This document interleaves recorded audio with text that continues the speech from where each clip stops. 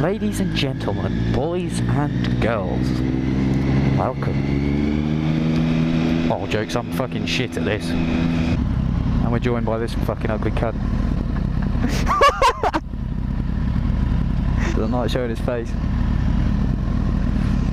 Waste man. Are you actually doing the Macarena?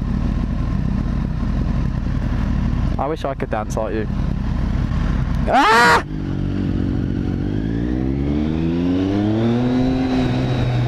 Quiet town at the moment, and it is 20 to 3 on a Friday. Ow! Got my finger. Let's make some pop bangs. Oh, it wasn't so impressive. Used 6 miles of fuel doing just going through town in first gear. Whoopsie. Cyclist! I wish I was a motorcyclist, but actually I'm gay. Wow, you are boring.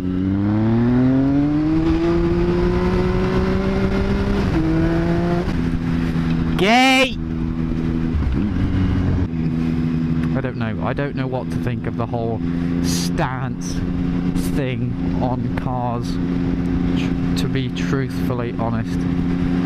I'm more of a set your car up for track kind of person. Well, first and foremost, I'm a bike person, but I can appreciate cars.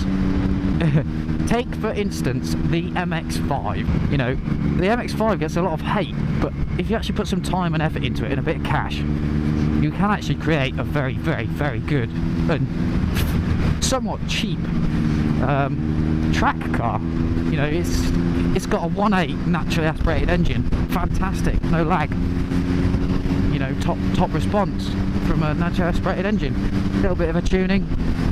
You put a base map, you play. Put an upgrade map on there, and you essentially make it a more usable engine and reduce where the torque is delivered and where the power is. And you make it a more versatile engine. You know, you put it on ITBs, which is independent throttle bodies. You make it even better. You know, put a sports cat on it, and you know, a different manifold. Just little bits. You know, you don't have to necessarily go out there and buy a turbo kit for it and spend stupid amounts of money to have fun. And then, you know, you can put some good wheels on it, some lightweight something stuff. You know, I don't know, fucking put magnesium wheels on it for all I give a shit. But you know, you can put some OZ racing wheels on it, some decent tyres. For instance, you know, like Michelin Cup 2s, which is a good solid road track tyre sort of thing, you know what I mean? It's spot on. You know, maybe put a roll cage, whatever, that's personal preference. And I'd rather, if it was me and it was my money, I wouldn't create a stance look. I never really understood it, and I genuinely would rather create a track car. But then a lot of time with that, you have a track car or you have a show car and you have your daily, and you're running 2 cars. But that's why I have a motorbike. It's something that's essentially built for track anyway. It's minimal compared price wise, and it's quick, like really quick.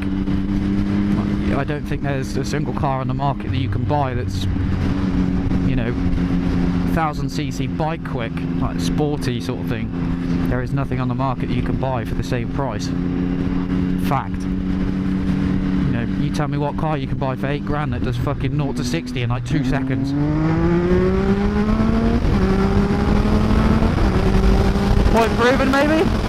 Ain't no car that accelerates like a bike. And if there is, it's got more than fucking, what, 5 digits? Don't get me wrong, stuff like an S1000RR is, you know, pushing of upwards of 20 grand. But, you know, you've only got to look at Top Gear episodes when James May raced an S1000RR against an Ariel Atom. And if I remember correctly, the Ariel Atom only just won it. It's, and realistically, that's, you know, Tiff Nadell was driving it, if I remember correctly, and you've got a British Superbike rider. In the real world, when you've got fucking Joe Bloggs like me, who isn't the greatest of riders, never has been, never will be, and the kind of person that buys a fucking Arian Atom is middle-aged and a bit of a prick. Let's be honest. Yeah, there's good people out there, but oh, he's going. Fuck you.